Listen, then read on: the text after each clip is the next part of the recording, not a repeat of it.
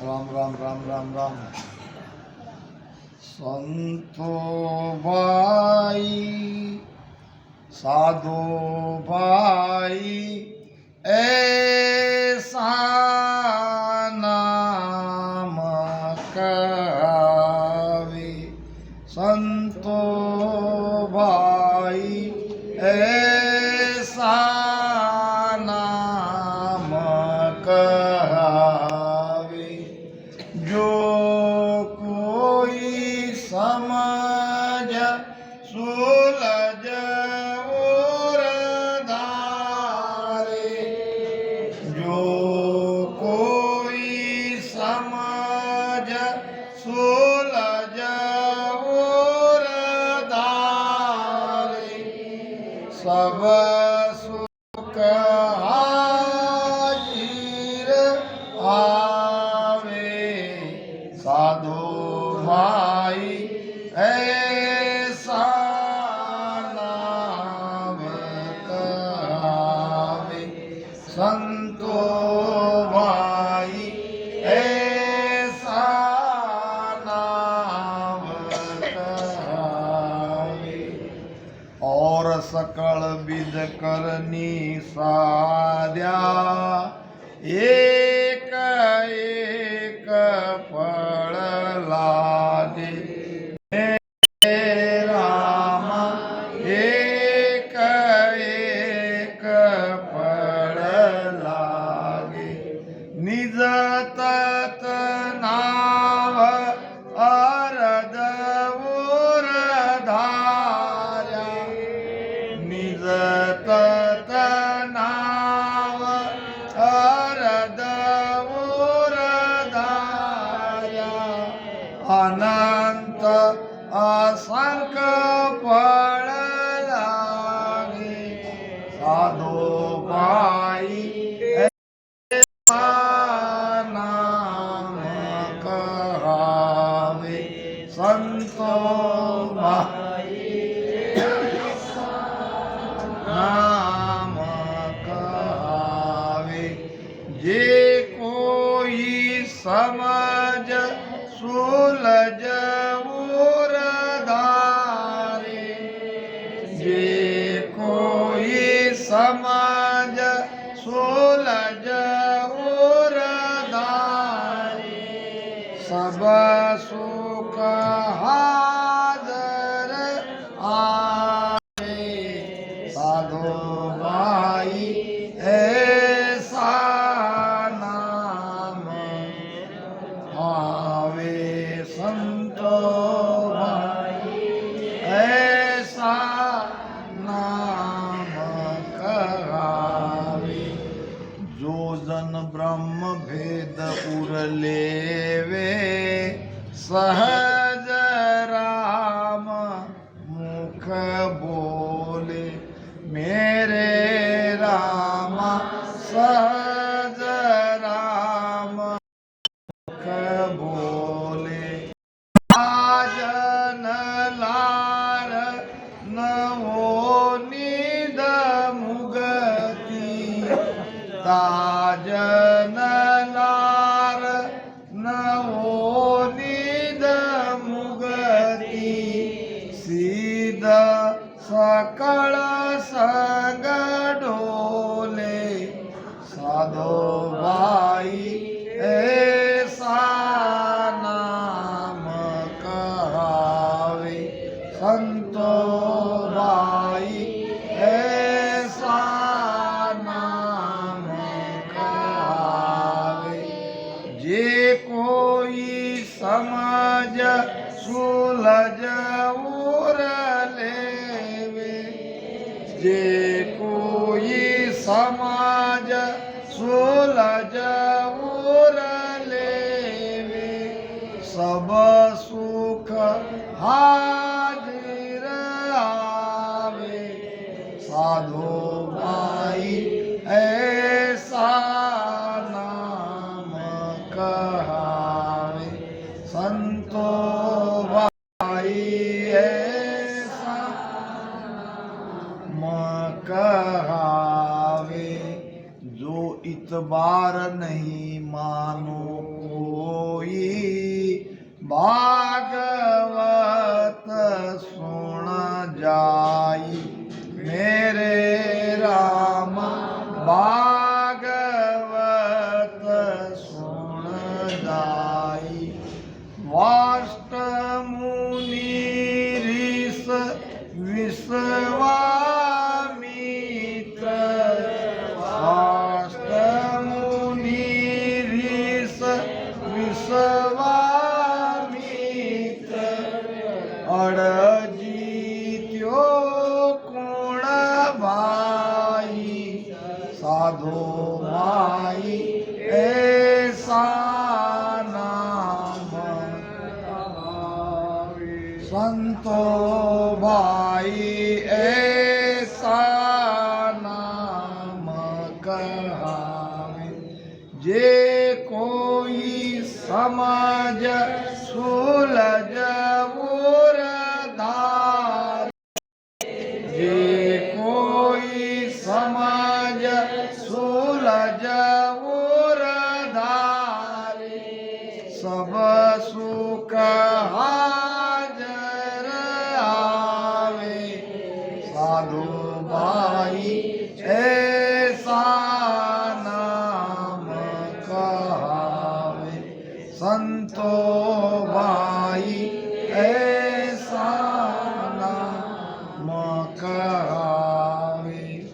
सुर नर शेष सकल जस बोले, कर्म भस्म सब होई मेरे राम, कर्म भस्म सब होई।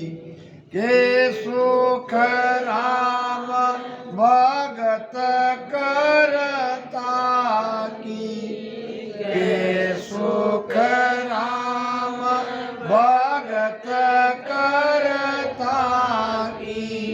जो जन धारे कोई, साधु भाई ऐसा नाम कहावे, संतो भाई ऐसा नाम। जे कोई समझ सुलझ उरधारे,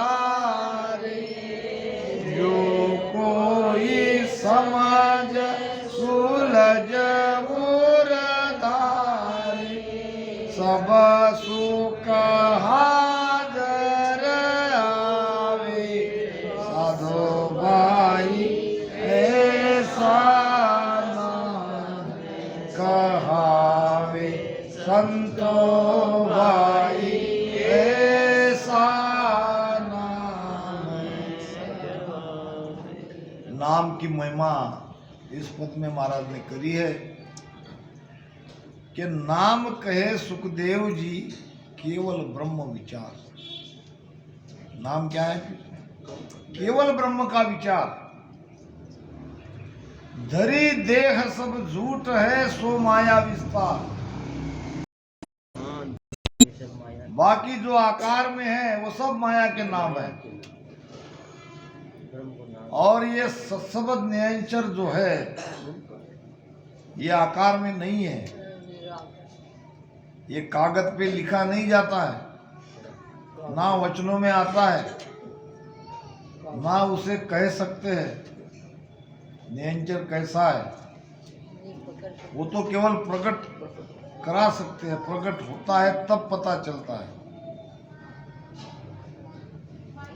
सत सत कहे तिको सत आहे, ने अंचर सुन होई, उदरत कड़ा कहे सो आहे, निरक परक लो सोई। इसको निरका परका जाता है, बताया नहीं जा सकता। इस नाम की महिमा हो रही है कि नाम कहे सुखदेव जी केवल ब्रह्म विचार, धरी देह सब झूठ है सो माया विस्तार। ऐसा नाम कहा जो कोई समझ।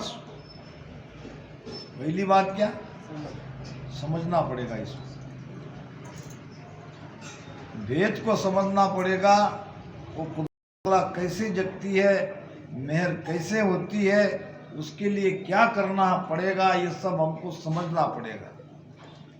और दूसरी बात, सुलझना पड़ेगा। यानी हम जहां जहां उलझे हैं,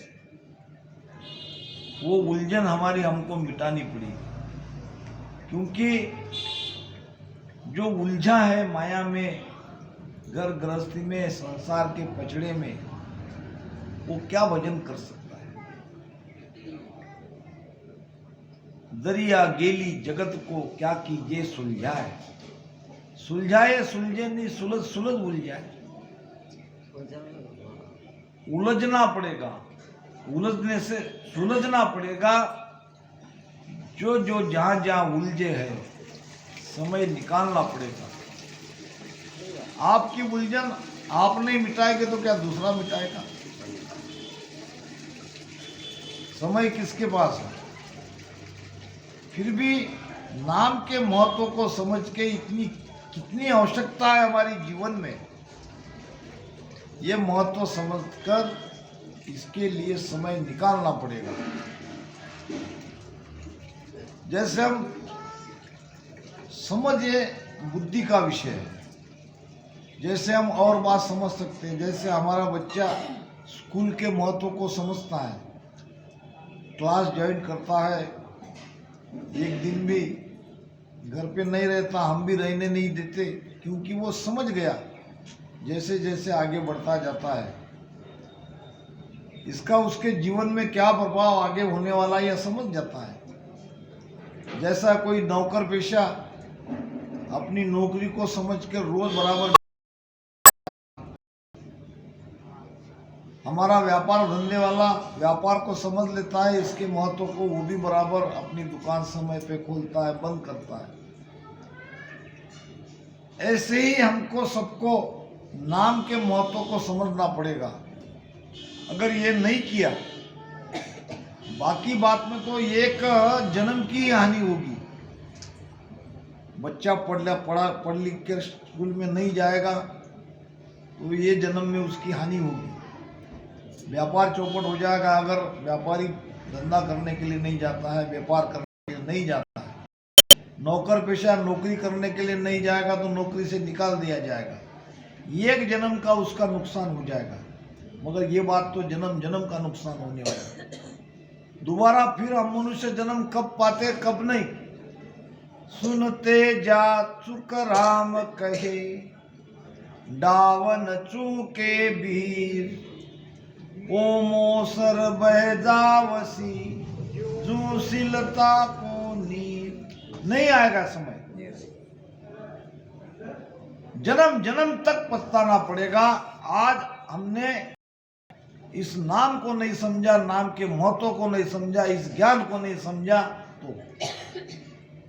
तो जो कोई समझ सुलझ उर धारे, मन में नहीं, उर में, उर नाम हृदय में, ज्ञान को हृदय में उतारना है। मन में रखा तो आज पकड़ लिया, दोबारा छोड़ दिया।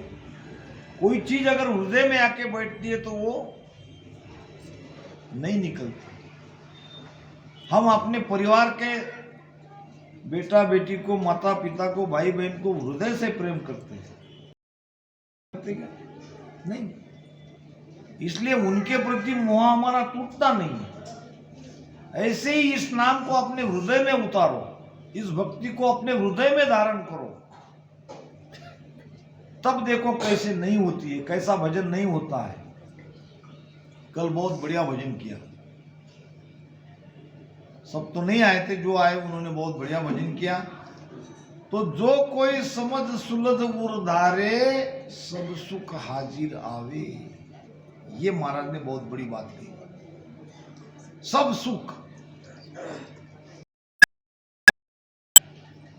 सुखी तो चाहिए, सुख के लिए तो बैठे। रात दिन दौड़ धूप किसके लिए चालू है? सुख के लिए तो चालू है। और महाराज कहते कि आपको सब जगह पे, बैठी जगह पे मिलेगा। ऐसा नहीं कह रहे महाराज कि कोई काम धंधा मत करो, मूल में ये रखो।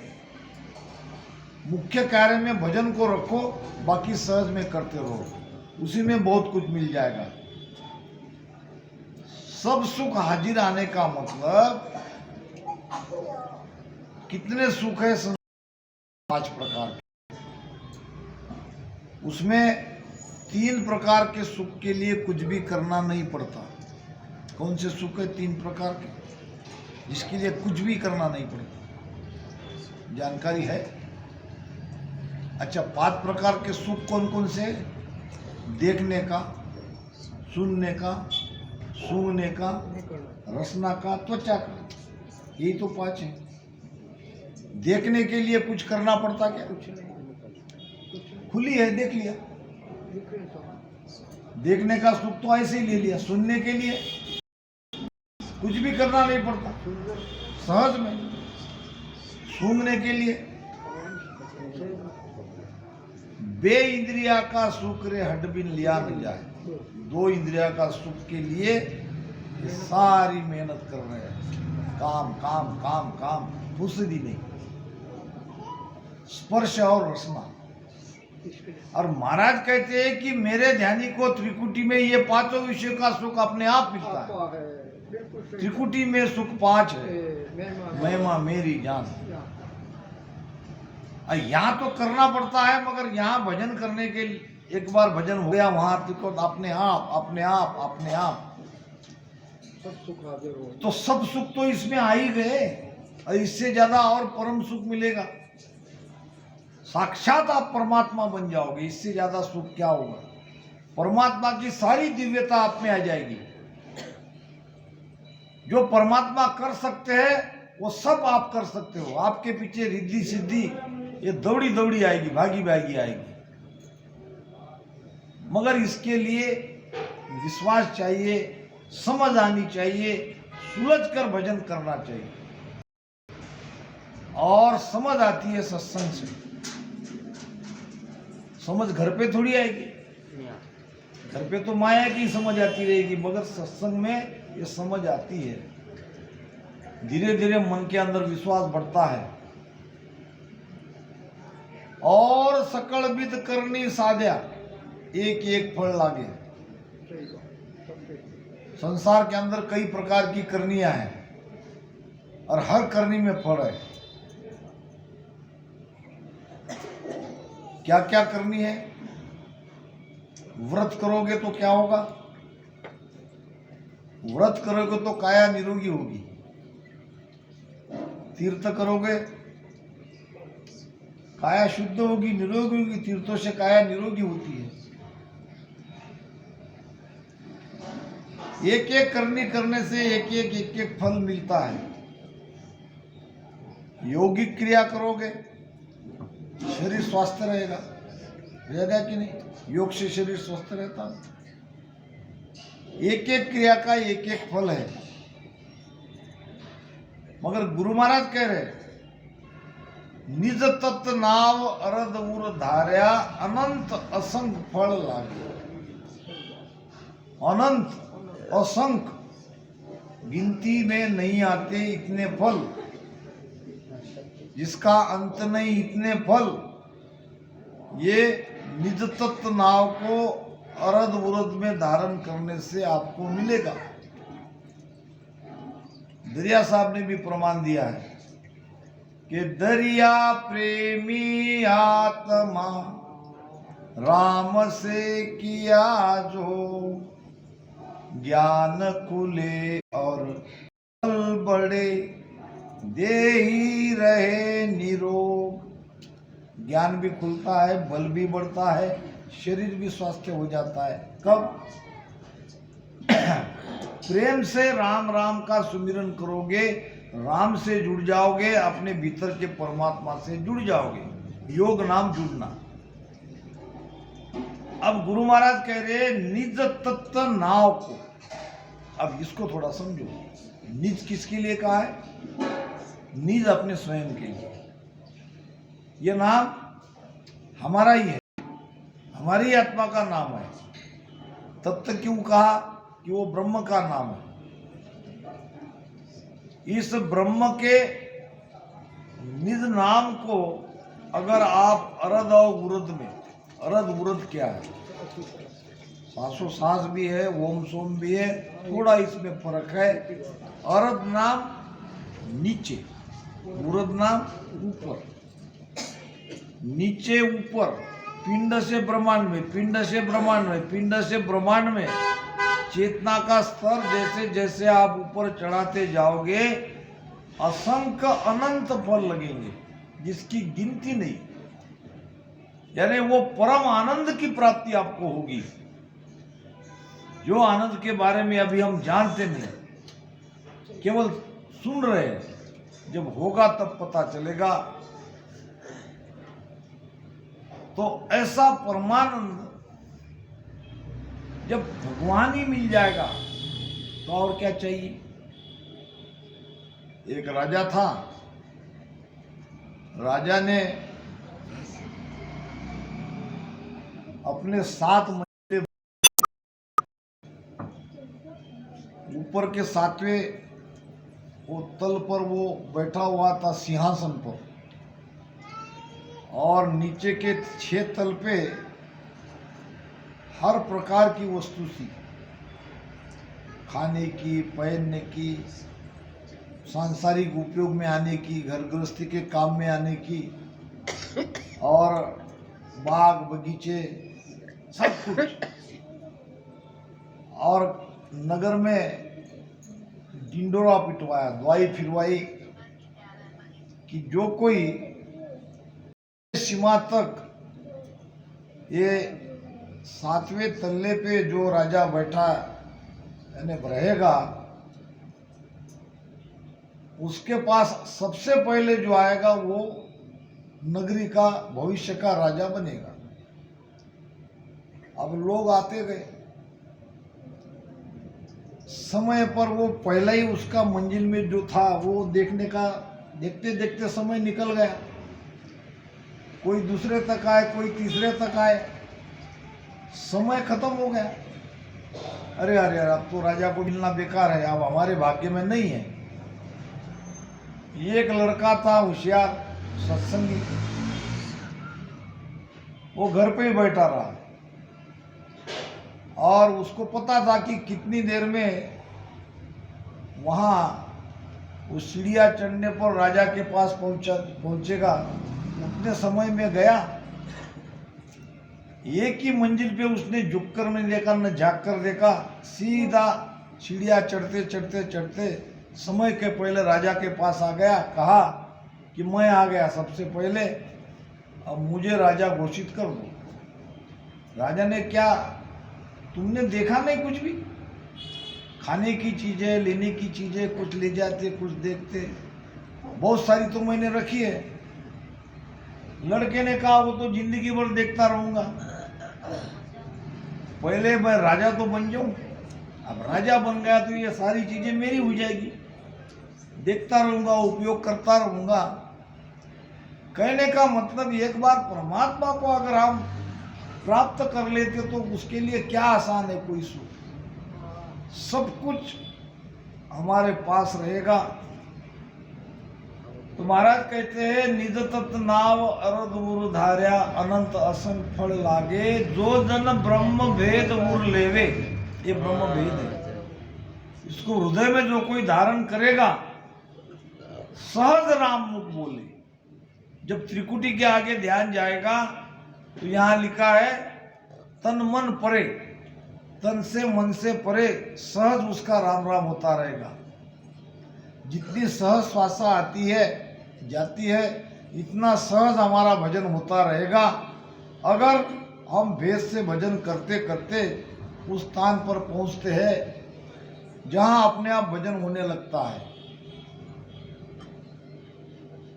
पहले जमाने में वो हाथ पंख के रहते थे, अभी उधर यूपी साइड में जाता हूं मैं तो रहते अभी अभी ऐसे ऐसे ऐसे ऐसे, उधर लाइट कम रहती है।